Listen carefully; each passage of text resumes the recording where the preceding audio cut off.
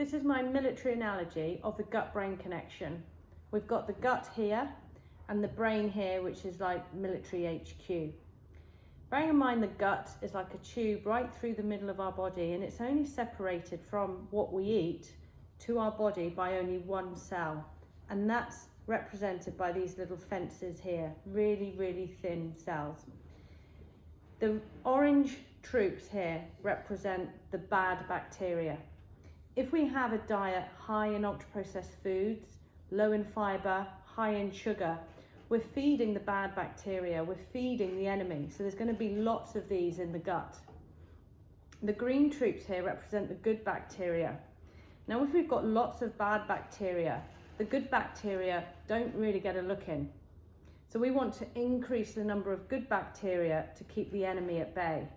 And we can do this by reducing our sugar, reducing our alcohol, increasing our fibre, I'm going to come on to that in a minute, and eating a more whole diet. This gut barrier, as I said, is one cell thick. If it becomes damaged, then stuff can come and leak into our blood system, sort of chemicals, sugar, increasing our blood sugar levels. And these guys here, they're constantly looking into the gut. This is like the recce party. They're here with their binoculars, and he's got his radio here.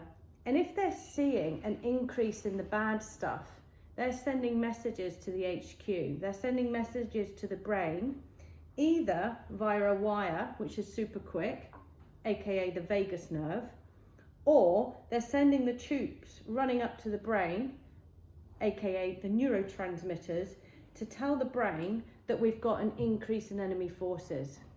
So what does the brain then do? It launches its defense mechanisms.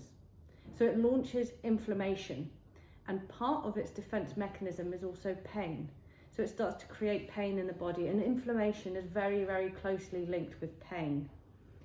You're probably wondering what my yellow bits of string here are for. So if we're increasing our fibre intake, this helps to line the gut wall. So a bit like straw or hay bales or something. And if we're lining this gut wall, we're slowing down the absorption of sugars, we're helping to repair that gut lining, and we're stopping it from becoming leaky and allowing anything through into the blood system.